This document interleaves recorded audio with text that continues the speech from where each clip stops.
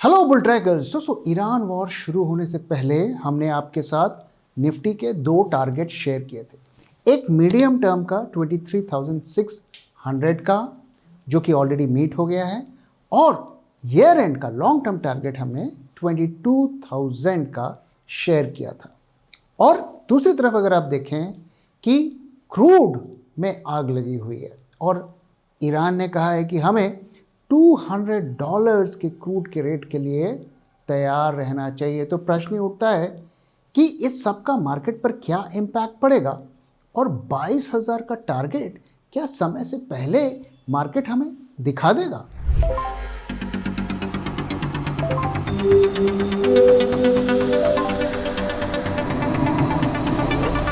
जब मार्केट की हो बात, बेटर आस्क बुल ट्रैक।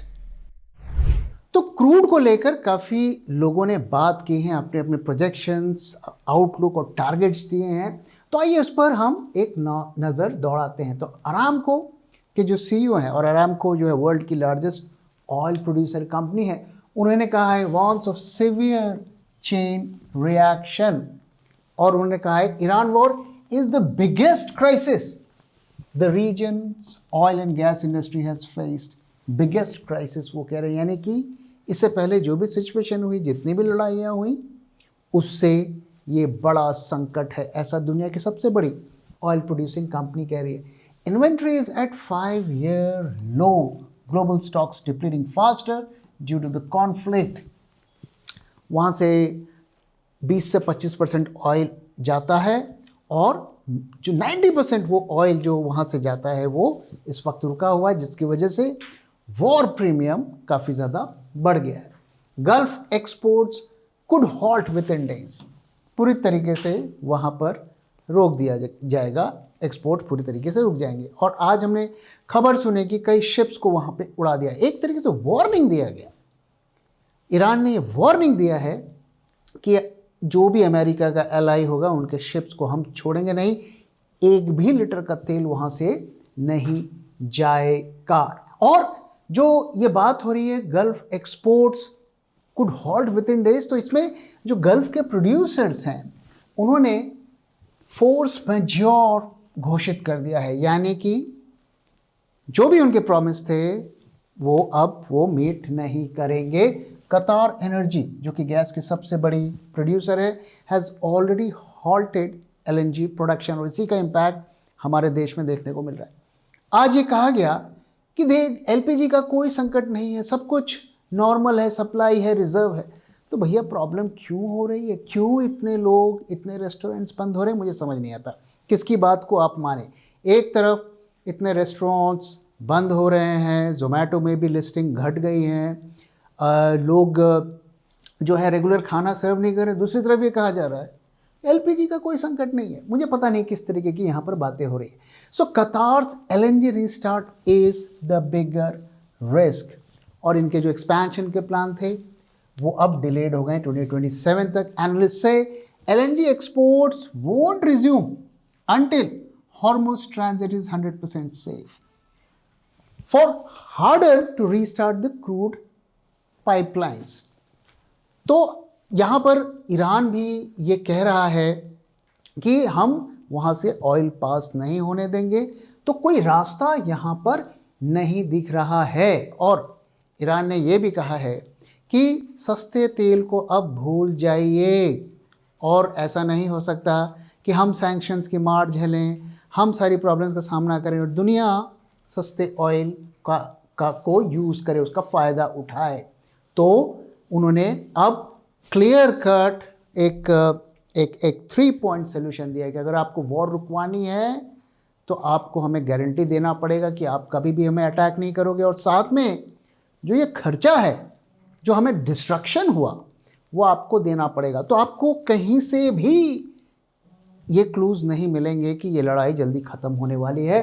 तो ऑयल में आने वाले दिनों में भी आग लगी रहेगी, अभी तक ऐसा दिख रहा है। और सबसे जो खतरनाक बात है, ईरान ने कहा है कि क्रूड $200 तक के लिए हमें तैयार रहना चाहिए, और सिर्फ वही नहीं, $150 पर बैरल की भी बात हो रही है। अल कभी वॉन्ट्स prices could hit nearly 4x, 4 times pre-war levels, enough to bring down the economies of the world. तो ये खतरा जो है सिर्फ ईरान गल्फ का नहीं है, पूरी दुनिया का है, क्योंकि पूरी दुनिया वहाँ का ऑयल यूज़ करती है। अब ईरान ने क्या कहा है इसको भी देख लेते हैं। तो get ready for oil to be $200 a barrel, ऐसा ईरान का कहना है। We won't allow even 1 liter of oil to reach the US, Zionist, which is Israel, and their partners. Any vessel or tanker bound to them will be legitimate target. अब प्रश्न यह है, हम किधर हैं, इंडिया किधर खड़ा है? क्या इंडिया यूएस का एलाई है या ईरान का एलाई है? आपको क्या लगता है, आप बताइए। If a cat wants to be a lion, it needs to lose its appetite for rats.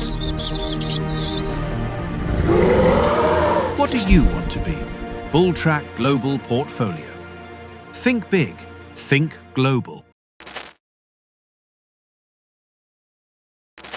अब देखिए, हम ऑलरेडी 100 के लेवल को पार करके थोड़ा नीचे आए और वापस वहीं जाते हुए दिख रहे हैं। अभी ऐसे इंडिकेशंस नहीं है कि नियर टर्म में हम 130 150 तक जाएंगे। तो अगर हम देखें यहाँ पर सिनेरियो क्या क्या है, तो अगर ये लड़ाई आगे खिंचती है तो हम इस लेवल को देखेंगे। ये लेवल ऑलरेडी आ चुका है, हम देख चुके हैं, और अब वापस हम वहीं जा रहे हैं। और वॉर जो कि एक उम्मीद थी कि जल्दी ख़त्म हो जाएगा 1 हफ्ते में, अब ये दूसरे हफ्ते में जा रहा है। और बड़ी मच अभी तक ऐसे साइन है कि ये 4 हफ्तों तक चलेगा। तो अगर 100 के ऊपर ये सस्टेन होता है crude, so triggers negative correlation with equity benchmarks. Already जो है हम 110 के ऊपर क्रूड को देख चुके हैं। If hormones shuts down and SPR proves insufficient, 100 becomes the floor. तो जिस तरीके की भी सिचुएशन बन रही है कि 100 जो है ना, वो अब कुछ टाइम के लिए ऐसा लगता है कि बॉटम बन जाएगा, कि भैया यहाँ तक भी रुक जाए तो भी गनीमत है। इस तरीके की सिचुएशन बनती हुई दिख रही है। अब अगर ये हॉर्मोन्स, जैसा कि ईरान कह रहा है कि हम वहाँ से 1 लीटर भी तेल निकलने नहीं देंगे, अगर ये यही चलता है और 2 से 3 महीने तक यही सिचुएशन बनती है, तो हमें 120-130 के लेवल के लिए तैयार रहना चाहिए। सो Rystad estimates Brent at $135. If this lasts for 4 months, JP Morgan warns production cuts could hit 6 million barrels per day, 6% of global supply zone. तो अलग अलग एनालिस्ट लोग भी इसकी चेतावनी देते हुए दिख रहे हैं। और $150 जो कि वर्स्ट केस सिनेरियो है, वो कब होगा? जब पूरी तरीके से ऑयल का सप्लाई कोलैप्स हो जाता है। Qatar's energy minister and Macquarie both projected $150+ if tanker traffic can't resume, requiring continued Hormuz closure plus Gulf shutdowns or no effective SPR intervention. तो देखिए यहाँ पर क्या है कि हॉर्मुज तो बंद है पूरी तरीके से, और गल्फ में भी प्रोडक्शंस को बंद किया जा रहा है। तो ये दोनों सिचुएशन उसी तरफ जाती हुई दिख रही हैं। अगर अगले हफ्ते हमें कोई भी वॉर रुकने के इंडिकेशन नहीं मिलते हैं, तो आप मान के चलिए कि क्रूड में ज़बरदस्त तरीके से हमें राइज देखने को मिल सकता है।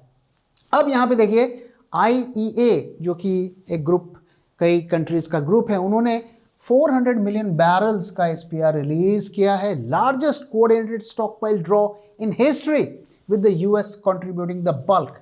This is massive. बट हमें ध्यान में रखना है कि इतना सारा ऑयल एक साथ फ्लो नहीं होगा। 3 से 4 मिलियन जो बैरल्स पर डे ही फ्लो होंगे। तो $400 मिलियन हम अगले कई हफ्तों की बात कर रहे हैं, और अभी ये शुरुआत भी नहीं हुई है। तो हमें देखना है कि इसका क्या इम्पैक्ट बनता है। लेकिन सबसे बड़ा खतरा है कि अगर उस गल्फ रीजन में ऑयल का प्रोडक्शन ठप हो गया, तो ये कितना ऑयल के प्राइजेस को संभालेगा।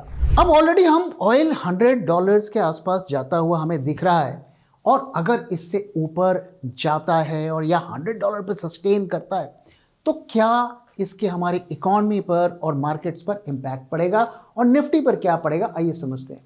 तो अभी देखिए हम $100 को पार कर चुके थे, फिर नीचे आए, अभी वहाँ सस्टेन हो रहा है। तो ये अभी हम इस लेवल पर हैं। इसमें क्या होगा, current account deficit widens widely. तो यहाँ पे जो हमारा प्रोजेक्शन था 0.7 to 0.8%, वो बढ़कर 2% से ऊपर चला जाएगा। जीडीपी का 2% के लगभग करंट अकाउंट डेफिसिट हो जाएगा, जो कि हमारी करेंसी को और भी ज़्यादा वीक करेगा और जो कि एफआईआई सेलिंग को और भी ज़्यादा बढ़ाएगा। गवर्नमेंट एक्सपेंडिचर, सरकारी खर्चे जो हैं करीब 3.6 लाख करोड़ बढ़ जाएंगे। फर्टिलाइजर की सब्सिडी ही करीब 20,000 करोड़ बढ़ जाएगी। अब मुझे एक चीज़ बताइए, कंपनियां हमारे अच्छे रेवेन्यूज पोस्ट नहीं कर रही हैं, लोगों की नौकरियां जा रही हैं, सो कम टैक्स सरकार के पास आएगा और सरकार को यहाँ से भी ज़्यादा ऑयल के लिए, सब्सिडीज़ के लिए पेमेंट करनी पड़ेगी। तो सरकार के पास पैसा कहाँ से आएगा? तो सरकार अगर घाटे में ही बजट चलाती है तो फिर हमारी इकॉनमी पे उसका नुकसान पड़ेगा, और अगर इकॉनमी को बचाती है तो फिर क्या होगा, हमें उल्टे सीधे टैक्स लगाने पड़ेंगे और पेट्रोल भी महंगा हो सकता है, जैसे कि गैस के केस में हमने देखा। तो ये एक तरीके का टाइम हमें देखना है कि कब तक हम इससे बच सकते हैं। किसी भी दिन ऐसा हो सकता है कि ये बम हमारे आपके जेब के ऊपर गिरा दिया जाए। एसबीआई की रिसर्च के अनुसार हमारे जीडीपी ग्रोथ पर इसका इम्पैक्ट पड़ेगा और 6% को भी हम सस्टेन कर लें तो बड़ी बात है। इन्फ्लेशन 4.1%, अभी 2% के आसपास है, तो उससे दुगना हो जाएगा। आईसीआईसीआई सिक्योरिटीज का कहना है कि Nifty could fall 10% from pre conflict levels. तो 25,000 से हम यहां पर पहुंच सकते हैं और यहां तक हम पहुंच सकते हैं 22,600 700 तक हम पहुंच सकते हैं अगर क्रूड 100 से ऊपर सस्टेन करता है। पीई सबसे बड़ी बात, पीई जो अभी हम 22, 23, 24 पिछले कई सालों से देख रहे हैं, वहां पर ड्रॉप देखने को मिलेगा। इसके बारे में मैंने पहले भी कई वीडियोस में आपसे बात की थी कि पीई में ड्रॉप होगा ही होगा। क्यों? क्योंकि मार्केट इतना पीई आपको नहीं देगा, क्योंकि आपकी कंपनीज उस रफ्तार से ग्रो नहीं कर रही। जब भी ग्रोथ कम होता है पीई ड्रॉप हो जाता है। किसी भी डेवलप्ड मार्केट में जाएंगे वहाँ पी कम क्यों होता है? क्योंकि वहाँ पे ग्रोथ कम हो गई है। तो हम वही फेस इंडिया में देख रहे हैं। तो हमें 18 पीई के लिए तैयार रहना चाहिए। और 18 पीई में निफ्टी कहाँ जाएगा, इसके बारे में थोड़ी देर में बात करेंगे। अब अगर हम वर्स्ट केस की बात करें, अगर हम 200 तो छोड़िए, चलिए वो तो एक इमेजिनरी, अभी हम नहीं इमेजिन कर सकते, लेकिन अगर हम 150 जिसके बारे में कंपनीज ऑलरेडी बात कर रही हैं, अगर वो देखते हैं तो क्या होगा। India's oil import bill would रफली डबल फ्रॉम बजट एस्टिमेट्स। जितना भी हम इंपोर्ट करते हैं उसका डबल हो जाएगा। इतना पैसा सरकार को डॉलर खरीद के देना पड़ेगा, और डॉलर खरीदेंगे इतना तो क्या होगा, करेंसी हमारी वीक होगी और उतना ही एफआईआई सेलिंग बढ़ेगा। Current account deficit could blow past 4% of GDP. यहां पर हम बात कर रहे थे 2% की, या 4% पर आ जाएंगे, अप्रोचिंग 2013 लेवल क्राइसिस, 2013 में जो करेंसी की क्राइसिस हुई थी। रुपया जो है ना, इसकी अर्थ ही निकल जाएगी, 105 से $110 के आसपास पहुंचेंगे। दोस्तों ये सिचुएशन इमेजिनरी है, लेकिन अगर ये होता है तो ये कैलकुलेटेड वैल्यू है, एस्टिमेटेड वैल्यू हैं। तो ऑलरेडी हम 102 103 के बीच में घूम रहे हैं, तो 105 बहुत ज़्यादा दूर नहीं है, और 110 की भी पॉसिबिलिटी है, इसको ध्यान में रखना पड़ेगा। RBI forced into emergency rate hikes to defend currency. दोस्तों ये सब कुछ इंटरलिंक्ड है। तो अगर रुपया कमज़ोर होगा तो आरबीआई जो अभी रेट्स को घटाने का साइकिल शुरू किया था वो रिवर्स हो जाएगा, और उसका इम्पैक्ट क्या होगा, जो कि ऑलरेडी हमें होता हुआ दिख रहा है। बैंकिंग सेक्टर जो अभी ऑल टाइम हाई पे घूम रहा था, जो निफ्टी को बचाया हुआ था, वो भी गिरना शुरू हो जाएगा। फिर निफ्टी को कौन बचाएगा? और government force to choose between subsidies and infrastructure spending. तो ऐसा भी हो सकता है जो सब्सिडीज मिल रही हैं, जो मुफ्त का राशन, बिजली, ये सब मिल रहा है, इस पर भी रोक लग सकती है, जो कि वो फर्दर सोसाइटी में टर्मोइल क्रिएट करेगा। निफ्टी कुड सी 20,000 और below level, 20% correction from pre war level. तो दोस्तों ये सिचुएशन में हम ऑलरेडी आ चुके हैं, देखना है कि ये सस्टेन होता है कि नहीं। और ये सिचुएशन हम बात कर रहे हैं जो कंपनीज और ईरान जो कह रहा है कि क्रूड कहाँ तक जाएगा, उसकी बात कर रहे हैं। तो ये दोनों सिचुएशन के लिए हमें अपने आप को तैयार रखना पड़ेगा। ये कोई काल्पनिक सिचुएशन नहीं है, ये ग्राउंड पर होती हुई दिख रही है। अब स्पेसिफिकली निफ्टी पर क्या इम्पैक्ट पड़ेगा, आइए इसको थोड़ा हम समझने की कोशिश करते हैं। तो गोल्डमैन सैक्स के एस्टिमेट के अनुसार अगर 20% क्रूड का प्राइस बढ़ता है, जो कि बढ़ चुका है, और अगर यहाँ पे सस्टेन होता है तो इंडिया इंक की अर्निंग्स 2% से घट जाएंगी।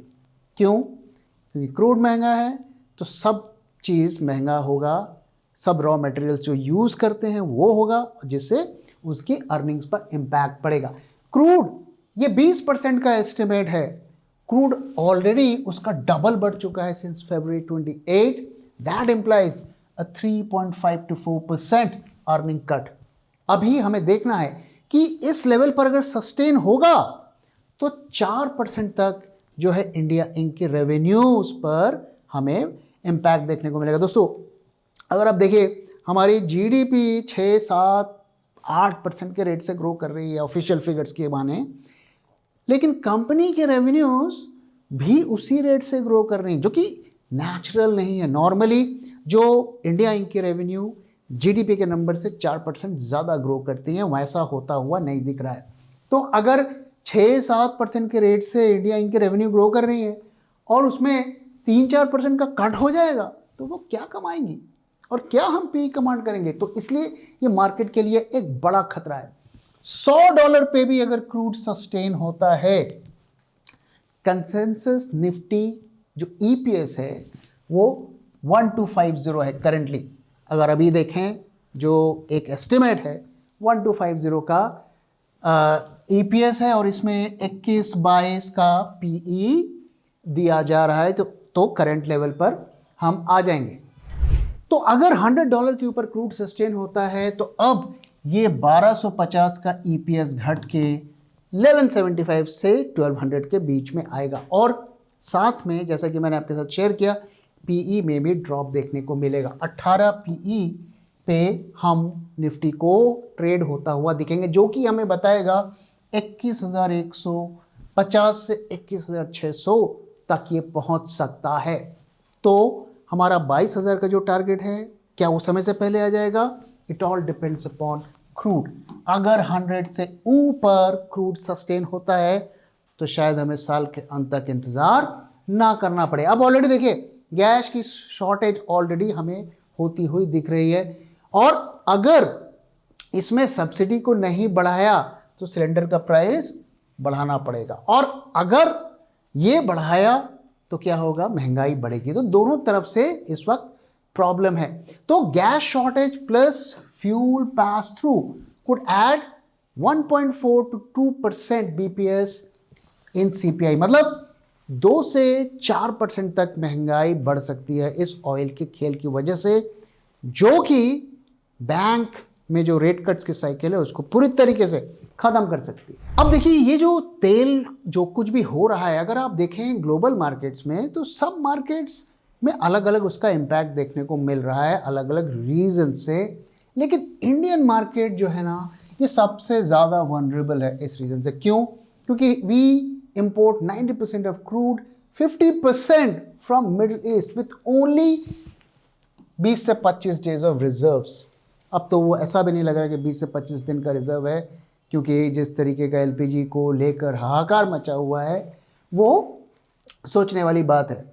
Hormuz has been effectively closed for 12 days। 12 दिन से लड़ाई चल रही है, हॉर्मुज बंद है, और जो 400 मिलियन जो ऑयल बैरल्स का जो ऑयल रिलीज की बात हो रही है उसको भी पूरा करने में 4 से 6 हफ्ते लगेंगे। यानी कि हम कम से कम 2 महीने तक $100 पर क्रूड खरीदेंगे और उसका इम्पैक्ट हमारे इकॉनमी पर दिखेगा। इस साल के जीडीपी नंबर्स पर उसका इम्पैक्ट देखने को मिलेगा। अब अलग अलग सिनेरियोज को हम देख लेते हैं क्रूड पर क्या होगा। दोस्तों ध्यान रहे, कई लोग कहते हैं कि जी 100 क्रूड तो हमने पहले भी देखा है, लेकिन एक चीज़ को हमें नहीं भूलना चाहिए कि जब आज से 5, 6, 7, 8, 10 साल पहले हमने क्रूड को $100 पे देखा है, उस वक्त रुपया आईसीयू में नहीं था। उस वक्त रुपया 50, 60, इनफैक्ट 2007-8 में 35 रुपये का रुपया था। आज रुपया जो है 90 पे है। तो उस वक्त का इम्पैक्ट और आज के इम्पैक्ट में ज़मीन आसमान का अंतर हमें नहीं भूलना चाहिए। तो क्रूड का प्राइस डॉलर में मत कंपेयर करिए, क्रूड का प्राइस रुपया में कंपेयर करिए और तब कंपेयर करिए कि उस वक्त क्या सिचुएशन थी, आज का सिचुएशन है। तो ये सिचुएशन जो है $70 से $80, ये कब आएगा? जब सीज फायर हो जाएगा तो वापस से क्रूड में गिरावट हो जाएगी। इस सिचुएशन में हम आएंगे जिसकी प्रोबेबिलिटी अभी भी अगर हम होप करें तो 30% है और वापस से हम 25,000 के ऊपर आ जाएंगे, जो पास्ट के हाई थे वहाँ पर पहुँच जाएंगे। फिलहाल यहाँ पर हमें नहीं लगता कि हम अगले एक हफ्ते में पहुँच पाएंगे। अभी हम करेंटली इस लेवल पर हैं और ये हमारी मोस्ट ऑप्टिमिस्टिक सिचुएशन है कि यहाँ पर हम टिके रहें और ऑलरेडी ये लेवल हमने देख लिया है। 23,600 के आसपास इस वक्त मार्केट चल रहा है, हमने ये लेवल देख लिया है। अब जो अगला खतरा है, जो हम यहाँ पर क्रूड पे पहुँच गए हैं, क्या यहाँ पे सस्टेन करेगा? आज के हालात अगर देखें तो हमें वैसी ही बनती हुई दिख रही हैं। अगर ये चलता है, हॉर्मोज इसी तरीके से बंद रहता है पूरे अप्रैल तक, फिर हमें इस लेवल के लिए तैयार रहना चाहिए। दोस्तों 23,600 तो ऑलरेडी हम बैठे हुए हैं, तो हम कितने ही दिन रह गए हैं। अब हमारे पास 22,000 का जो है खतरा है और अगर ये $100 के ऊपर अगले एक हफ्ते भी टिक जाता है तो ये बहुत बड़ा डेंजर साइन होगा और हम 22,000 के लेवल को देख सकते हैं। और अगर हम ये लेवल की बात कर रहे हैं जो ईरान कह रहा है और अरामको कह रहा है, तो फिर हमें इस लेवल के लिए भी तैयार रहना चाहिए। तो आप देख सकते हैं कि अलग अलग सिनेरियो में निफ्टी कहाँ जाता है। तो 22,000 की जहाँ तक बात है, मेरा अपना अनुमान है कि शायद हमें साल के अंत तक इंतज़ार ना करना पड़े। अगले एक हफ्ते में अगर सीज फायर नहीं होता है तो मुझे लगता है कि 22,000 का लेवल हम बहुत जल्दी ही शायद देख लें। और अगर मोस्ट ऑप्टिमिस्टिक सिचुएशन में कोई सोल्यूशन निकल जाता है तो हमें एक टेम्पररी रिलीफ मिल सकती है और वापस से हम 25,000 का लेवल को देख सकते हैं। इसलिए क्रूड और गल्फ में क्या हो रहा है इस पर नज़र बनाए रहे अगर आपको अपने पैसे बचाने हैं। अब भाई दोस्तों मार्केट की तरफ चलते हैं और देखते हैं वहाँ पर क्या हो रहा है। तो आज 12 मार्च को अगर आप देखें तो हम जो अपने टारगेट थे 23,600 के आसपास वहाँ पर पहुँचे हुए हैं और आज एक बार फिर हमें बड़ी गिरावट मार्केट में देखने को मिली। वोलेटिलिटी में फिर राइज देखने को मिला। कॉल, पुट और आईवीज तीनों में हमें राइज देखने को मिला। पुट कॉल रेशियो में हल्की सी राइज देखने को मिली। आज के मार्केट में करीब 11 बजे के आसपास मार्केट ने कोशिश की थी कि वापस ग्रीन में जाने की, लेकिन ऐसा लगता है कि एक वापस से सेलिंग आई। तो रिटेल में ऐसा लगता है कि ऑप्शंस मार्केट में थोड़ी बार्गेन हंटिंग कर रहे हैं और हो सकता है उसी टाइम की जो पोजीशंस उन्होंने बनाई है एक रिकवरी के होप में, वही वो कैरी फॉरवर्ड कर रहे हैं। आज के दिन एक अच्छी बात यह है कि एक तो पुट कॉल रेशियो में राइज देखने को मिला, दूसरा फ्यूचर्स में बहुत ज़्यादा शॉर्ट्स ऐड नहीं हुए और प्रीमियम भी बढ़ता हुआ आपको दिखा। कल के कंपैरिजन में बढ़ता हुआ दिखा है और अप्रैल मंथ में भी बढ़ता हुआ दिखा है। टर्नओवर काफ़ी ज़्यादा हाई था और एडवांस डिक्लाइन रेशियो भी मैं कहूँगा बहुत बुरा नहीं था। तो ऐसा लगता है कि मार्केट ने आज एक जेन्युइन एफर्ट लगाया है ग्रीन में ले जाने का। क्या कल भी उसकी एक फॉलोअप बाइंग आती है या नहीं आती है, तो ये हमें देखना पड़ेगा। तो आज का डेटा क्या है? आज का डेटा मैं कहूँगा कि बहुत ज़्यादा बेरिशनेस नहीं, बेरिशनेस तो है लेकिन बहुत ज़्यादा बेरिशनेस नहीं है। और कल के दिन अगर आप देखिए तो एफआई ने भी किस तरीके से अपने इंडेक्स शॉर्ट्स की पोजीशन बनाई हुई है। तो ये डेटा हमें क्या कह रहा है कि अगले 2-3 दिनों में शायद एक और छोटा मोटा ग्रीन हमें देखने को मिल जाए, इसकी पॉसिबिलिटी है और वो पॉसिबिलिटी काफ़ी कम है। अब आइए चार्ट्स की तरफ चलते हैं और देखते हैं वहाँ से हमें क्या क्लूज दिख रहे हैं। तो दोस्तों जैसा कि मैंने आपके साथ पहले भी शेयर किया है कि ये हमारा नियर टर्म का टारगेट है, मीडियम टर्म का टारगेट था, जो कि आज पूरी तरीके से यहाँ पर मीट होता हुआ हमें दिख रहा है। और करीब ये जो लेवल था, इस लेवल के आसपास मार्केट ने एक रिकवरी की जो है चांसेस, एक कोशिश की थी कि शायद रिकवरी हो जाए और मार्केट ग्रीन पे आ जाए। अब अगर हम पैटर्न की बात करें, इसके बारे में हमने पहले भी बात की है। अगर ये जो पैटर्न हमें डेली चार्ट पर बनता हुआ दिख रहा है, ये है एक डिसेंडिंग वेजेस पैटर्न, और जो इसकी प्राइजेस हैं अगर आप देखेंगे तो ये ऐसे ऐसे मूव करता हुआ हमें शायद आने वाले दिनों में दिखे। और जब तक ये अपर चैनल को ब्रेक नहीं करेगा तब तक हम मीनिंगफुल रिकवरी नहीं देख पाएंगे। अभी अगर हम नियर टर्म की बात करें तो 23,800 अगर इसके ऊपर मार्केट जाता है तो फिर थोड़ा बहुत हमें 1-2 दिन के लिए ग्रीन देखने को मिल सकता है, लेकिन इसको इस चैनल पर रेजिस्टेंस फेस करना पड़ेगा। जब तक इसको वो कन्विंसिंगली ब्रेक नहीं करता है तब तक हम कोई मेजर रिकवरी की बात नहीं कर सकते हैं। डेटा में मैंने दिखाया कि कुछ वहाँ पर जो है बाइंग के इंडिकेशंस हमें मिल रहे थे, और आज का वॉल्यूम भी थोड़ा हमें होप दे रहा है, काफ़ी ज़्यादा वॉल्यूम हुई है, एडवांस डिक्लाइन रेशियो भी ठीक ठाक है। तो ये इंडिकेट कर रहा है कि शायद हमें 1-2 दिन में ग्रीन देखने को मिल जाए। मैं किसी भी तरीके से अभी बुलिश पोजीशंस बनाने की नहीं सोचूंगा जब तक कि कोई पॉजिटिव न्यूज़ मुझे मार्केट में दिखे। ये सिर्फ मैं आपसे ये शेयर कर रहा हूँ कि एक छोटा मोटा टेक्निकल बाउंस हमें दिख जाए शायद, और वो भी सस्टेन करेगा कि नहीं करेगा इस पर बहुत बड़ा क्वेश्चन मार्क है। इसलिए लॉन्ग पोजीशंस अभी नहीं बनानी है। शॉर्ट्स अगर आपने बना रखी है, जो लेवल्स हमने पहले आपके साथ शेयर किए थे उसे आप कैरी कर सकते हैं फिलहाल के लिए, और मीनिंगफुल रिकवरी के लिए इस चैनल को, इस पैटर्न को ट्रैक करिए, इसको निफ्टी को ब्रेक करना है। तो दोस्तों इसी के साथ इस वीडियो को मैं यहाँ पे खत्म कर रहा हूँ। वीडियो कैसा लगा जरूर बताइएगा, अपना फीडबैक भी शेयर करना मत भूलिएगा। Thank you very much for watching, thank you for your time.